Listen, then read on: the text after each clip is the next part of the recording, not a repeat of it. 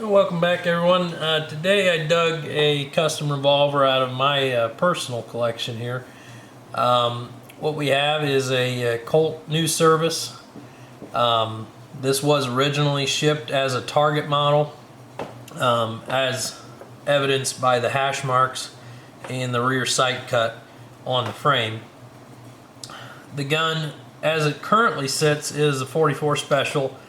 I have not lettered this gun to say whether it shipped that way or not, but it certainly is possible. The gun was customized by Walter Roper at some point, I would say in the 20s or 30s. The gun, I believe, was re-blued again later in life, given how fresh it looks right now. A few cool features on this gun. You'll see the Roper micro adjustable sights, and I have Roper's book here, which is a great book. You should get a copy if you're into these old things. This particular copy was gifted to Daddy from Bobby and Pat originally. This book was printed in 1945, or at least copyrighted in 1945. And if we turn to my other bookmark here, you'll see Roper is in his chapter about handgun sights is talking about the King's super target offerings on this page here, and then showing his own offerings on a Colt officer's model on this page, with the the same sights we see here on this new service target. So they were perhaps a less graceful looking sight than the King's offering, but super functional for what was on the market and available during the time, pre-World War II. Roper is best known for his grips, which you'll see here on this gun. Really, probably the finest set of non-target specific Roper grips I've ever owned, certainly. And maybe that I've ever seen. You see a lot of Roper target grips that'll have thumb rests, finger grooves, all that stuff on them. But this is just kind of a classic target-shaped set with no thumb rests or extra doodads on them. Of course, it's got a ribbon checkering and the diamond around the escutcheon there. Also pretty rare to see medallions in a set of Roper grips. And there's the other side. These grips do come down over the back heel of the back strap there. To equate this grip feel, it's very similar to like a Keith number 5 type grip frame as far as how it feels front to back, how it fills the hand. I really do like this set of grips. So onto the gun. The gun has a just under 6-inch barrel on it.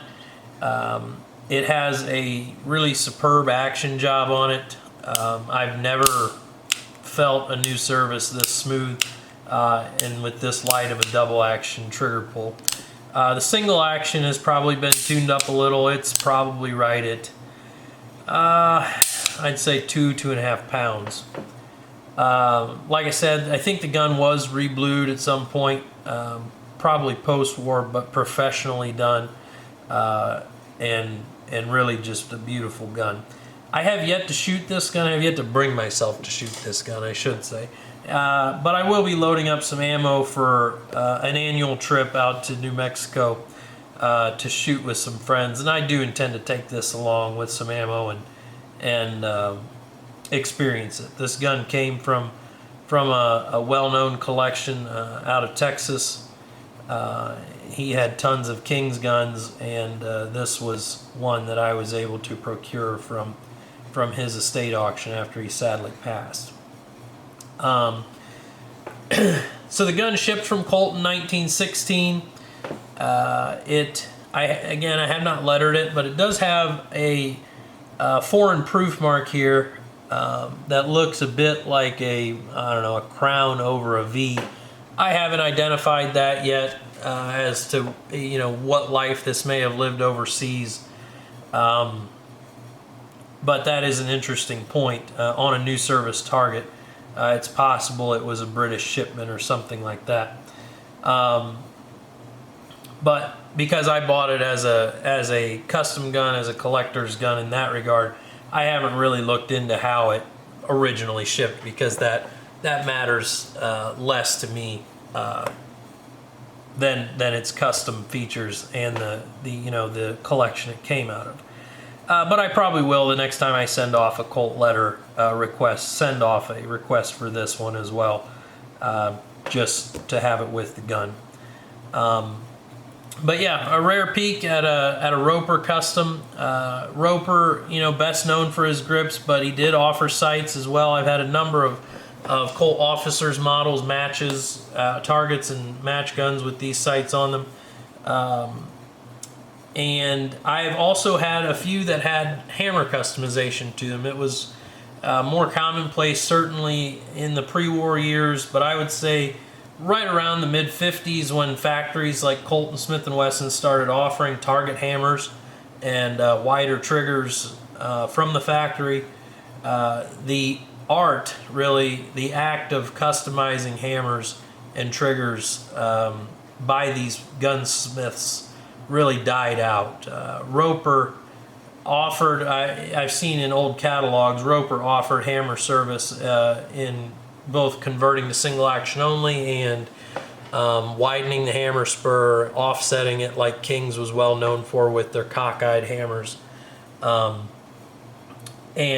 you'd even see King's guns where they'd cut the whole trigger shoe off and weld on a new one that was thinner and rounded and checkered. And it's really work you can't buy today. There's nobody really offering it, so I really do seek these things out. And sadly, I can't keep them all, but this one hasn't gone anywhere, certainly not yet anyway.